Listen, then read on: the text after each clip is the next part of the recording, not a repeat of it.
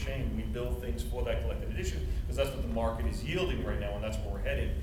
But at the end of the day, the periodical business or the things that standalone business suffers immensely because of it. Yeah. And that said, within that framework, there's still room if you want to go the extra mile to have the best of both worlds. I mean, when we, again, not trying to make this all about Raven Bolt, I swear, but I'm just trying to, but it's a good example. But he makes it all about Jonah Hex every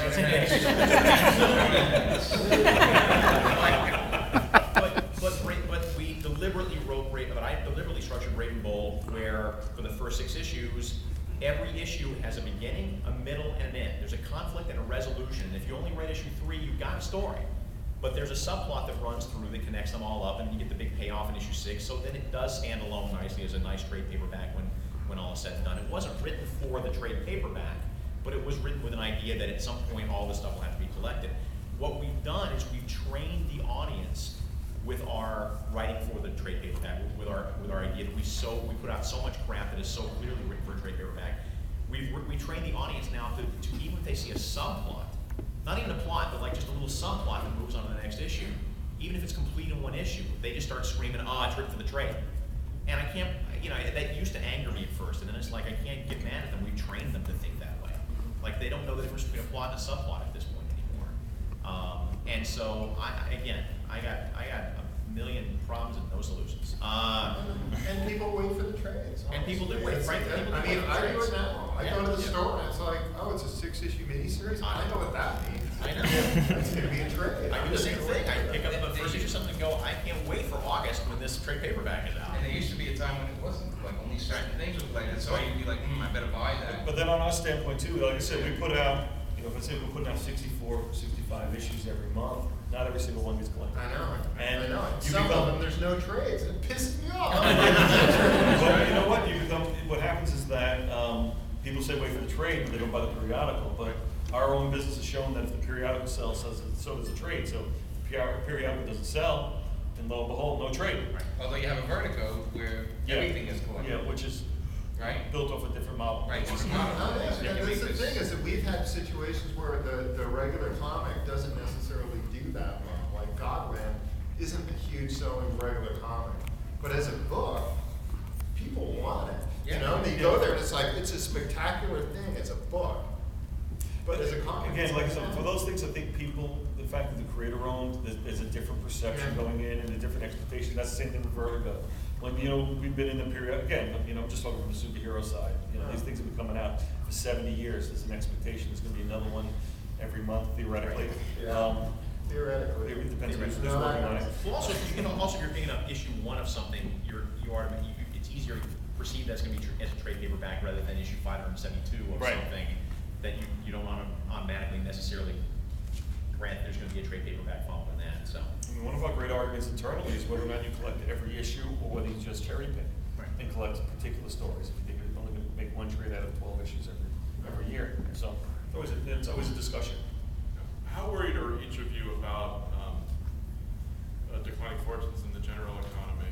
And how confident are you that comics weathers that particular storm if it gets as bad as some people think it might? Comics will endure. Comics have always endured, and comics will endure. And generally,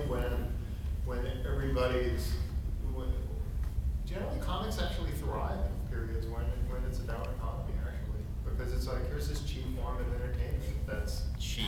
In relative terms. Really? Really? Because you go to a movie and it costs $10 to go to a movie. When was the last time you were in a comic book store? Nobody walks out to spending $10 in a comic book store either. But who goes to a movie by themselves? You sit there and you go, okay, I'm going to a movie. I went to the movie. You want to go to the movies with me? I think it's a big thing because people are going to have less money to spend. At the same time, I think people are going to buy the stuff that they're actually going to want to read and invest time in. And that's when, for somebody like me, I'm going to do better in this field. Because the guys who buy the Impulse X-Men and the Impulse, that buy anything that they've been buying connected to it, and I swear, I think some of the time they're not even reading these, they just buy it. And I think when you have less money, I mean, you start to look at, well, am I going to eat?